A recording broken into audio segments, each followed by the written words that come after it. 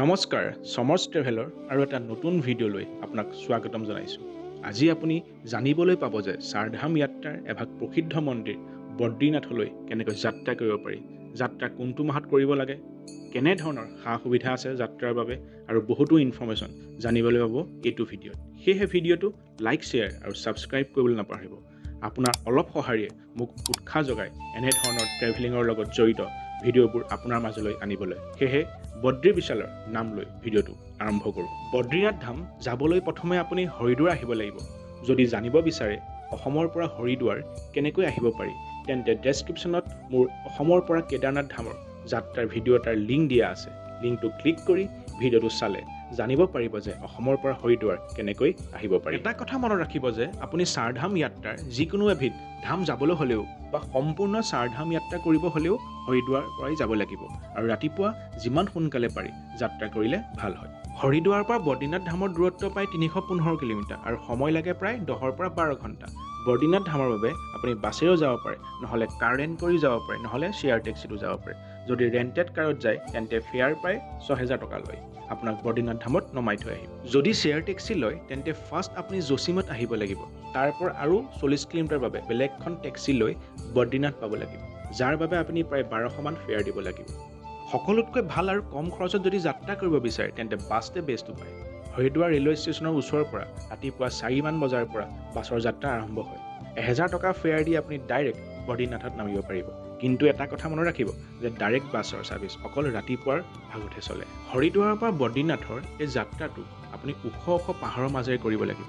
যাত্ৰা অলপ কষ্টকৰ হ'ব পাৰে, কিন্তু প্ৰাকৃতিক দৃশ্যবোৰে আপোনাৰ মন মোহি ল'ব। আৰু এটা কথা মনত ৰাখিব যে চাৰধাম যাত্ৰা কৰিব হ'লে আপুনি ৰেজিষ্ট্ৰেশ্যনো কৰিব লাগিব।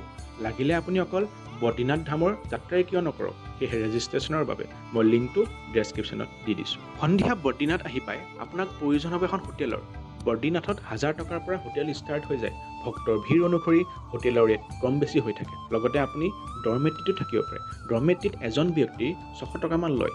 হোটেলৰ ৰুম ডৰমেট্ৰিৰ বাহিৰত বদ্ৰীনাথত ধৰ্মশালাৰ সুবিধাও আছে। ধৰ্মশালাসমূহত 400ৰ পৰা 500 টকা লয়। বদ্ৰীনাথ এখন বহুত সৰু চহৰ হয়, সেয়েহে মন্দিৰৰ ওচৰতেই সকলো সা সুবিধা আছে। হোটেলৰ পৰা ৱাকিং ডিষ্টেঞ্চতে মন্দিৰ ভাগ আছে। মন্দিৰত দৰ্শন আপুনি আহি পোৱাৰ দিনাও কৰিব পাৰে, নহ'লে নেক্সট ডে মৰ্ণিঙো কৰিব পাৰে। দৰ্শনৰ বাবে মন্দিৰত বহুত দীঘলীয়া লাইনত থিয় হ'বলগীয়া হ'ব পাৰে, সেইটো কথা মনত ৰাখিব। মন্দিৰৰ দৰ্শনৰ বাবে টোকন ল'বলগীয়া হয় আৰু এই টোকন তেতিয়াহে আপুনি পাব যদি আপুনি ৰেজিষ্ট্ৰেশ্যন কৰি আনিছে। টোকনৰ বাবে ঠায়ে ঠায়ে টোকন কাউণ্টাৰো খুলি দিয়া হৈছে। যদি পাৰে সন্ধিয়া 7 মান বজাৰ পিছত দৰ্শন কৰিলে ভাল হয়, কাৰণ সেই সময়ছোৱাত ভক্তৰ ভিৰ কম হয় আৰু আপুনি বেছি সময় লাইনত থিয় হোৱাৰো দৰকাৰ নাই। বদ্ৰীনাথ মন্দিৰ ৰাতি প্ৰায় 8 মান বজাত বন্ধ হৈ যায়। যদি আপুনি মৰ্ণিং দৰ্শন কৰিম বুলি ভাবিছে তেন্তে বহুত দীঘলীয়া লাইনত থিয় হ'বলগীয়া হ'ব পাৰে। সেয়েহে ভালদৰে মন্দিৰ ভাগ দৰ্শন কৰিব হ'লে ৰাতিৰ সময়খিনি বেছি ভাল হয়। দৰ্শন লাগিলে আপুনি যেতিয়াই নকৰক কিয়, দৰ্শন কৰাৰ আগত মন্দিৰৰ ঠিক সন্মুখতে অলকনন্দা নদী আছে আৰু অলকনন্দা নদীৰ লগতে টপকুণ্ডো আছে, য'ত আপুনি গৈ গা ধুব পাৰে আৰু সেই টপকুণ্ডৰ পানীখিনি প্ৰাকৃতিকভাৱে গৰম হৈ থাকে। সেয়েহে বেছিভাগ ভক্ত প্ৰথমে টপকুণ্ডত গা ধুইহে মন্দিৰত দৰ্শন কৰে। বদ্ৰীনাথ মন্দিৰৰ দৰ্শন কৰাৰ পিছত বিষ্ণু পাদুকাৰ দৰ্শন নকৰিলে যাত্ৰা সফল নহয়। বিষ্ণু পাদুকাৰ দৰ্শনৰ কাৰণে বদ্ৰীনাথ মন্দিৰৰ পৰা ঠিক 1.5 কিলোমিটাৰ পাহাৰীয়া ৰাস্তাৰে খোজকাঢ়ি বিষ্ণু পাদুকা পাব পাৰি। তাত ভগৱান বিষ্ণুৰ ভৰি খোজৰ চিন আছে আৰু ইয়াতে এটা সৰু মন্দিৰো আছে, তাতো আপুনি দৰ্শন কৰিব পাৰে। বদ্ৰীনাথৰ এক বিশেষ টুৰিষ্ট এট্ৰেকশ্যন হ'ল মানা গাঁও। মানা গাঁওখনক ভাৰতৰ প্ৰথম গাঁও বুলি কোৱা হয়। কেইবাবছৰ আগতে মানা গাঁও ভাৰতৰ অন্তিম গাঁও বুলি কোৱা হৈছিল, যদিও এতিয়া কিন্তু এই গাঁওখনক ভাৰতৰ প্ৰথম গাঁও বুলি কোৱা হয়, কাৰণ মানা গাঁওখন ঠিক চাইনা বৰ্ডাৰৰ ওচৰত অৱস্থিত।